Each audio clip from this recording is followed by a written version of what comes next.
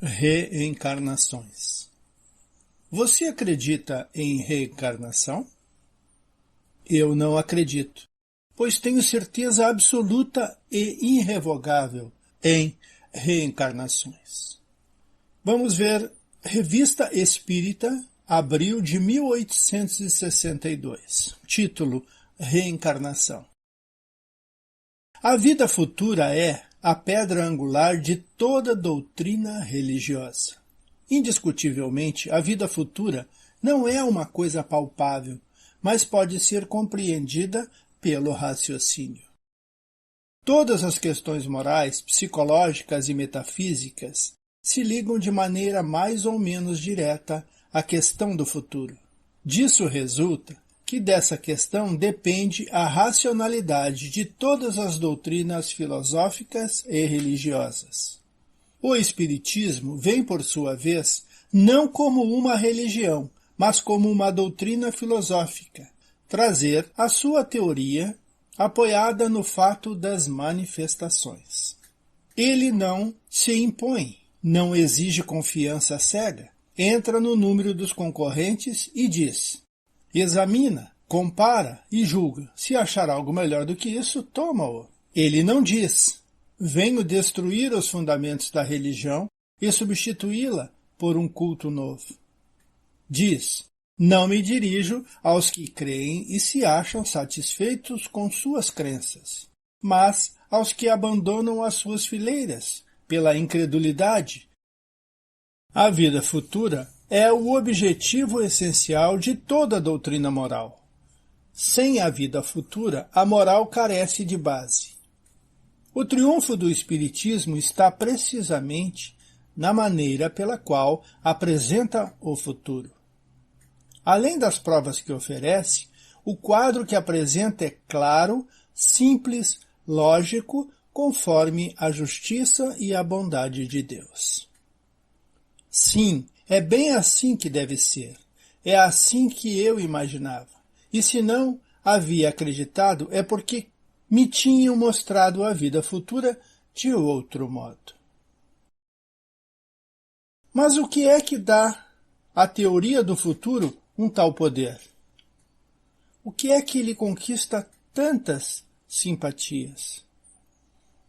A sua lógica inflexível, que resolve todas as dificuldades até então insolúveis, e isto ela o deve ao princípio da pluralidade das existências, também conhecida como reencarnações. Suprima este princípio e milhares de problemas, cada qual mais insolúvel, se apresentarão imediatamente. A cada passo, nos chocaremos contra inúmeras objeções. Essas objeções não eram suscitadas antigamente, isto é, ninguém pensava nelas.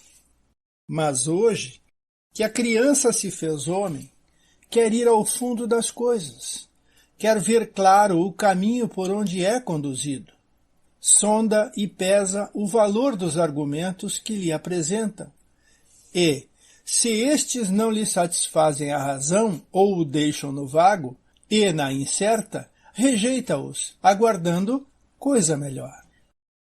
A reencarnação é uma chave que descortina horizontes novos, que dá uma razão de ser a uma multidão de coisas incompreendidas e que explica o inexplicável.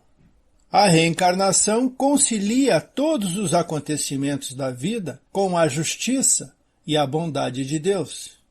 Daí porque os que haviam chegado a duvidar desta justiça e dessa bondade, agora reconhecem a ação da providência onde a tinham ignorado. Efetivamente, sem reencarnação, a que atribuir as ideias inatas? Como justificar o idiotismo, o cretinismo, a selvageria ao lado do gênio e da civilização? Ou a profunda miséria de uns ao lado da felicidade de outros? As mortes prematuras e tantas outras coisas. E do ponto de vista religioso?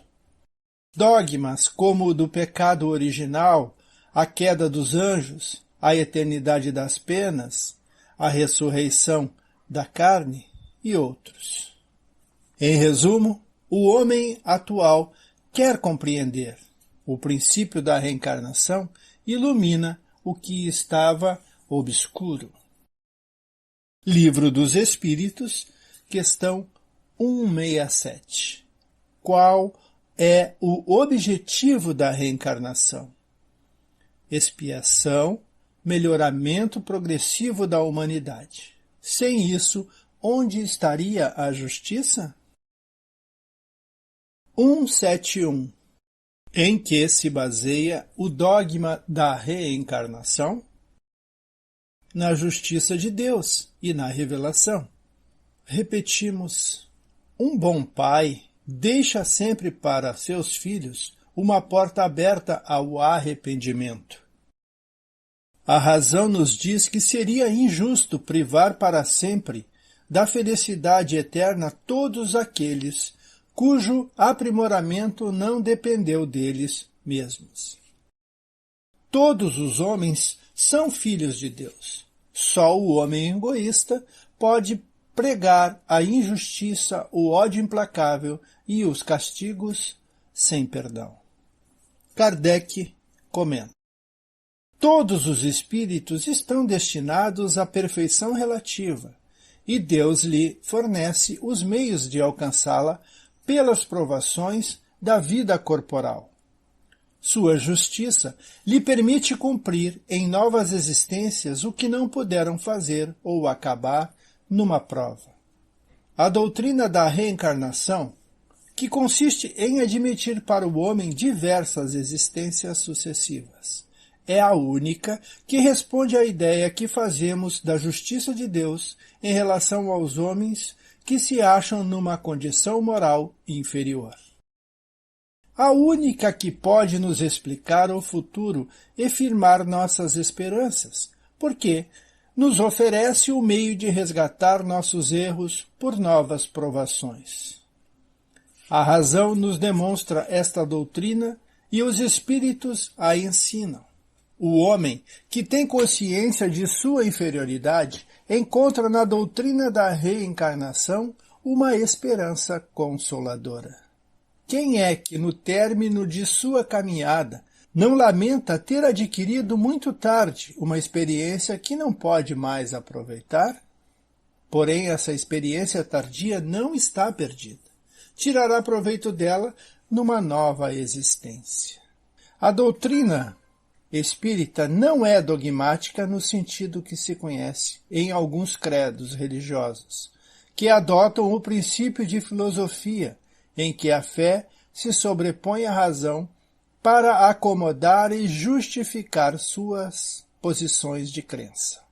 A palavra dogma está aqui como a união de um fundamento, um princípio divino, com a experiência humana.